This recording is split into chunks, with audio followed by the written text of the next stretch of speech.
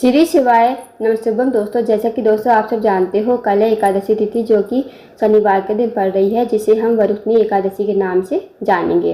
दोस्तों, आपको एकादशी तिथि के दिन बस आपको 5 हरे मूंग के दाने से अचूक उपाय करना है। यदि आप इस उपाय करते हो तो जो भी आपकी मनोकामना होगी, चाहे वो धन को लेकर हो, व्यापार को लेकर हो, नौकरी को लेकर हो, या फिर आपके जीवन की कोई अधूरी मनोकामना है, काफ़ी दिनों से अधूरी पड़ी है, तो इस उपाय को अवश्य कीजिएगा। इस उपाय करने से आपकी मनोकामना अवश्य ही पूरी हो जाएगी।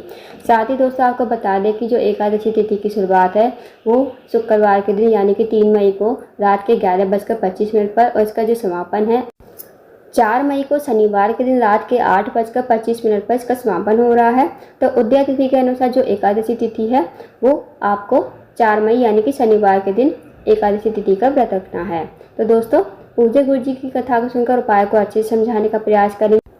तो आइए दोस्तों जानते हैं उपाय कैसे करना है। दोस्तों, पहला जो उपाय है वो है मनोकामना पूर्ति के लिए। यदि आपकी कोई मनोकामना है काफ़ी दिनों से अधूरी पड़ी है तो इस उपाय को अवश्य कीजिए। अब चाहे आपकी मनोकामना धन को लेकर हो, व्यापार को लेकर हो, नौकरी को लेकर हो, या फिर आपके जीवन की कोई अधूरी मनोकामना काफ़ी दिनों से अधूरी पड़ी है तो इस उपाय को अवश्य कीजिएगा। इस उपाय करने के लिए आपको लेने हैं 5 हरे मूंग के दाने, साथ ही आपको लेनी है 1 बेलपत्र। अब जो आप बेलपत्र लोगे और 5 हरे मूंग के दाने लोगे, आपको देख लेने हैं, खंडित नहीं होने चाहिए, ना ही बेलपत्र कटा फटा होना चाहिए। इस बात का ध्यान रखें। साथ ही दोस्तों आपको लेना है 1 लोटा जल तांबे के पात्र में। अब आप इस उपाय को सुबह से लेकर शाम तक कभी भी कर सकते हो। अब आप चले जाइए शिव जी के मंदिर में। शिव जी के मंदिर में जाकर सबसे पहले आपको 1 लोटा जल शिवलिंग के ऊपर श्री शिवाय नमस्तुभ्यम कहते हुए समर्पित कर देना है। उसके बाद दोस्तों जो आपके पास 5 हरे मूंग के दाने हैं ना, 5 हरे मूंग के दाने आपको जो माता सुंदरी के स्थान होता है, जलाधारी के बीचों बीच में मोटी सी लाइन बनी होती है नाग देवता की तरह, तो वहाँ पर आपको 5 हरे मूंग के दाने समर्पित कर देने हैं श्री शिवाय नमस्तुभ्यम कहते हुए। अब जो आपके पास 1 बेलपत्र है वो बेलपत्र भी आपको माता सुंदरी के स्थान पर ही समर्पित कर देना है श्री शिवाय नमस्तुभ्यम कहते हुए। अब जो बेलपत्र की डंडी का मुख होगा वो आपको जलाधारी की तरफ करना है, जहाँ से जल नीचे बहकर गिरता है, और पत्ती का मुख आपको शिवलिंग की तरफ करना है। तो इस तरह आपको बेलपत्र समर्पित करना है। उसके बाद आपको वहीं पर बैठकर भगवान से प्रार्थना करनी है कि हे महादेव, मेरी ये मनोकामना है, मेरी मनोकामना पूर्ण नहीं हो रही है, आप कुछ ऐसी कृपा करें कि मेरी मनोकामना पूर्ण हो जाए। बस आपको भगवान को प्रणाम करके विनती करके आपको अपने घर पर आ जाना है। तो दोस्तों इस उपाय को अवश्य कीजिएगा, बहुत ही अचूक इस उपाय है। अब जानते हैं दोस्तों अगले उपाय के बारे में।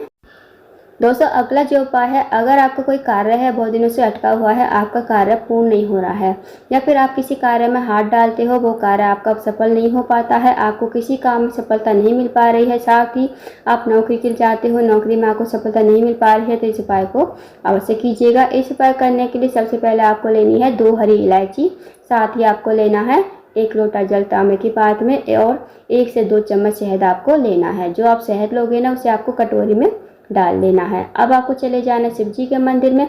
इस उपाय को दोस्तों आप सुबह से लेकर शाम तक कभी भी कर सकते हो। शिव जी के मंदिर में जाकर सबसे पहले आपको 1 लोटा जल जो है श्री शिवाय नमस्तुभ्यम कहते हुए शिवलिंग के ऊपर समर्पित कर देना है। अब जो आपके पास शहद है, शहद में आपको 2 इलायची डाल देनी है श्री शिवाय नमस्तुभ्यम कहते हुए। फिर आपको इस कटोरी को हाथ में लेना है, भगवान से प्रार्थना करनी है कि हे महादेव, मेरे जीवन का ये कार्य है, बहुत दिनों से अटका हुआ है, मुझे नौकरी नहीं मिल पा रही है, आप कुछ ऐसी कृपा करें कि मेरी नौकरी लग जाए, साथ ही मेरा जो कार्य अटका हुआ है वो मेरा कार्य पूर्ण हो जाए। तो आपको ऐसी प्रार्थना विनती करते हुए 2 हरी इलायची आपको शिवलिंग के ठीक ऊपर श्री शिवाय नमस्तुभ्यम कहते हुए, और शहद को भी आपको शिवलिंग के ठीक ऊपर ही समर्पित कर देना है श्री शिवाय नमस्तुभ्यम कहते हुए। 2 मिनट आपको मंदिर बैठना है, श्री शिवाय नमस्तुभ्यम का जाप करना है, फिर आपको भगवान को प्रणाम करके विनती करके आपको अपने घर पर आ जाना है। तो दोस्तों बहुत ही अचूक विशेष उपाय है, इस उपाय को अवश्य कीजिएगा। अब जानते हैं दोस्तों अगले उपाय के बारे में। अगला जो उपाय है दोस्तों वह है रोग मुक्ति के लिए। यदि आपके घर में कोई व्यक्ति काफ़ी दिनों से बीमार पड़ा है, उसकी जो बीमारी है दूर होने का नाम नहीं ले रही है, तो आप इस उपाय को अवश्य कीजिए। इस उपाय करने के लिए आपको लेनी है 1 बेलपत्र, साथ ही आपको लेना है 1 लोटा जल। 1 लोटा जल आपको लेना है तांबे के पात्र में। अब आपको चले जाना है शिव जी के मंदिर में। इस उपाय को आप सुबह से लेकर शाम तक कभी भी कर सकते हो। शिव जी के मंदिर में जाकर सबसे पहले आपको 1 लोटा जल शिवलिंग के ऊपर श्री शिवाय नमः शिवाय कहते हुए समर्पित कर देना है। उसके बाद दोस्तों जो आपके पास एक बेलपत्र है ना, वो बेलपत्र आपको अपने हाथ में रखनी है। भगवान से प्रार्थना करनी है कि हे महादेव, मेरे घर का ये व्यक्ति है, काफ़ी दिनों से बीमार पड़ा है, इसकी जो बीमारी है दूर हो जाए। तो आपको उस रोगी व्यक्ति का नाम लेते हुए, गोत्र बोलते हुए, इस बेलपत्र को कुंडकेश्वर महादेव का नाम लेते हुए शिवलिंग के ऊपर समर्पित कर देना है। उसके बाद दोस्तों 2 मिनट आपको मंदिर बैठना है, श्री शिवाय नमः शिवाय का जाप करना है। अब जो आपने बेलपत्र चढ़ाई थी ना शिवलिंग के ऊपर, वो आपको महादेव से विनती करते हुए औषधि के रूप में आपको अपने घर पर लेकर आनी है। इस बेलपत्र को घर पर लाकर उस रोगी व्यक्ति खिलाना है जो रोगी व्यक्ति आपके घर में काफ़ी लंबे समय से बीमार पड़ा है। उसको आपको कुंडकेश्वर महादेव का नाम लेते हुए इस बेलपत्र को चबा चबा खाने को कहना है। यकीन मानिए दोस्तों, यदि आप इस पर कर लेते हो तो जो भी आपके घर में व्यक्ति रोगी पड़ा है, बीमार पड़ा है, उसकी जो बीमारी है धीरे धीरे ठीक हो जाएगी। तो इस उपाय को भी अवश्य कीजिएगा।